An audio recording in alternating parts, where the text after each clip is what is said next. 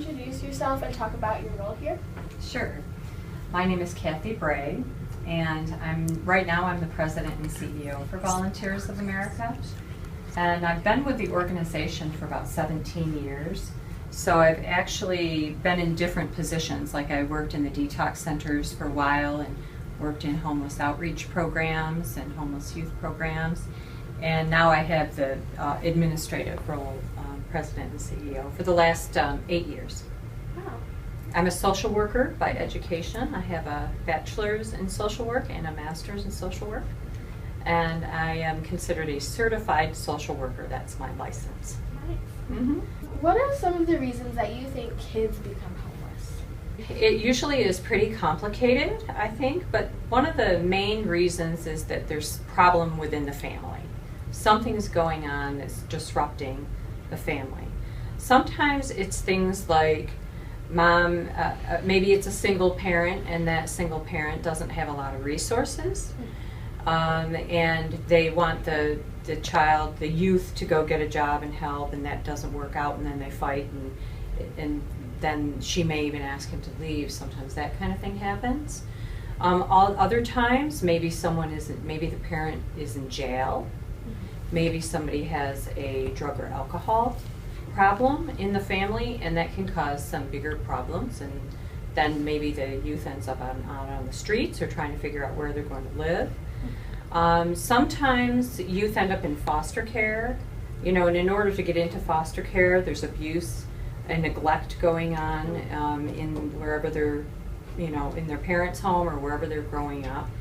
And so they'll go into state custody and be in foster homes and things like that. And sometimes those youth end up with an apartment when they first get out of foster care, but then they lose their apartment or lose their job, and they don't have the safety net of a family. Mm-hmm. And so they don't have like a parent's home to go back to, so they often find themselves without anywhere to live. That happens a lot. And sometimes there's just conflicts within families. So we have a high percent of youth that are lesbian, gay, bisexual, transgendered youth. And so we see about 33% of youth who are in that category. And they sometimes that causes arguments and fights within the families. And then they end up separating and they can't go live there anymore. So it's all those kinds of stories that we hear about. Very sad. It is sad. Yeah. Can you tell me a little bit about the new Homeless Youth Resource Center that is being built, and what services will it provide for the youth? So it's going to be 2 stories, and it's going to be 20,000 square feet, which is kind of hard to envision. It would be like the Cornerstone Counseling Center with a second floor on top of it. And basically in the first floor, we're going to be doing basic needs, and so we'll be having, that's where the clothing closet will be, that's where the dining room and the kitchen will be, and that's where the shelter will be. So that we're going to add 30 shelter beds to this facility. So on the main floor, you can think of it like food, clothes, shelter. Some of the basic things that everybody needs for survival, we're going to provide on that floor. And then on the second floor, it'll be more about education and employment and self-sufficiency and therapy and other things that people would participate in so that they can do the best they can in their life, right? That's really nice. Yeah. Why do you think it was important to build a new center for the homeless youth? But the biggest reason has to do with we wanted to provide a shelter component for the youth, because our current center is old and run down, so that's another reason.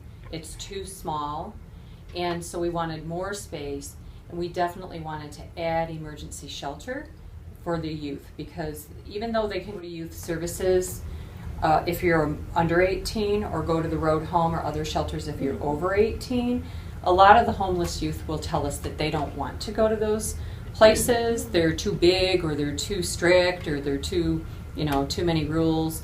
But mostly it's about their fear of being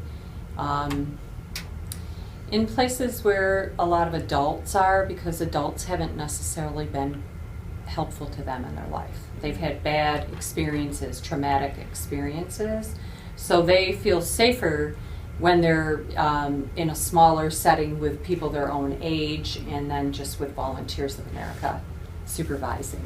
Okay. You know what I mean? Yeah. We're going to have all of that in there and a lot of volunteering opportunities. That's really good. Yeah. I think as a 7th grader, what do you think that we could do to help with the issue of homelessness and homeless youth? And how can just a few people make a difference? Learn about it and then teach other people. Let them know what's going on around homeless youth or homelessness in our community.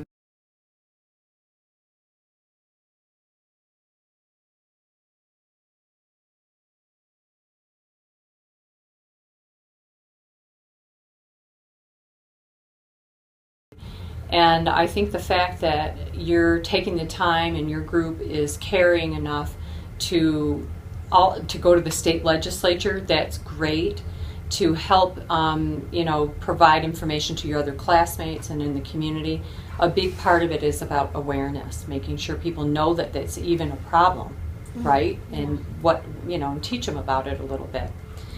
The other thing that you could consider is whether you would want to brainstorm with your friends even more, which you've already done, doing some brainstorming about what can we do with the resources we have, and kind of get creative if you want. If you had time to do a project of some sort, it could be as simple as writing a letter or writing like a little card to a homeless youth and letting them know that you're about your project. Mm-hmm. And that you care about them, and let them know that you're thinking about them. That is really nice. And then we could give them or show it or hang it up or something like that at the center so the youth could read it. Sometimes people do collections of items that are needed, and like socks. Yeah. Some things that that's one of the things we give the most of are socks. Mm-hmm.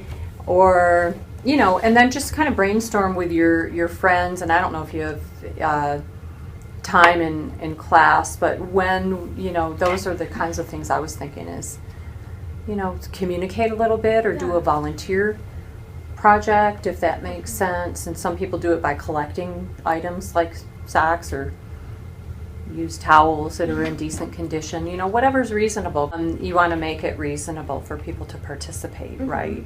And you don't have to have money to participate. That's try to figure that part out. Understanding the law will make Utah better. Learning to advocate will make Utah better. Fighting homelessness will make Utah better. Educating others will make Utah better. Working